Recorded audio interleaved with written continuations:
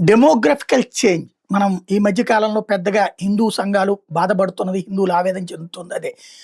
దేశంలో ఉన్నట్టు దాదాపు 9 రాష్ట్రాల్లో హిందువులే మైనారిటీలయ్యారు అన్నటువంటి పాయింట్ పదే పదే చర్చకొస్తున్నటువంటి సందర్భం. ఇదంతా ఇప్పుడు ఎందుకు చెప్పాల్సొస్తుందంటే, కూల్‌గా డెమోగ్రఫికల్ చేంజ్ ఎట్లా ఉంటుందో, ఒకప్పుడు తెల్లదొరల పాలన. నల్ల జాతీయుల్ని, నల్ల దొరల్ని తయారు చేసి, నల్ల జాతీయుల్ని హింసించి, నల్ల జాతీయులు బానిసలుగా చేసుకొని, ఒక ఒక రకమైనటువంటి దాష్టీకం చెలాయించినటువంటి తెల్ల జాతీయులు 1920లో ప్రపంచంలోనే భూమి మీదనే ప్రతి ముగ్గురిలో ఒకళ్ళు తెల్ల జాతీయులు ఉండేవాళ్ళట. ఇప్పుడు 2025కొచ్చేటప్పటికి 12 మందిలో ఒకళ్ళు మాత్రమే తెల్ల జాతీయులు ఉన్నారట. ఆల్మోస్ట్ ఎవ్రి వెస్టర్న్ గవర్నమెంట్‌లో మిలియన్ల మంది వచ్చేటప్పటికి బర్త్ రేట్స్ పతనం అయిపోయినాయి.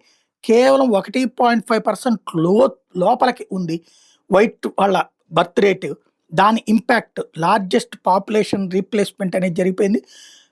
ప్రపంచవ్యాప్తంగా ఒక చరిత్ర మారిపోయింది అన్నటువంటి లెక్కలైతే కనబడుతున్నాయి.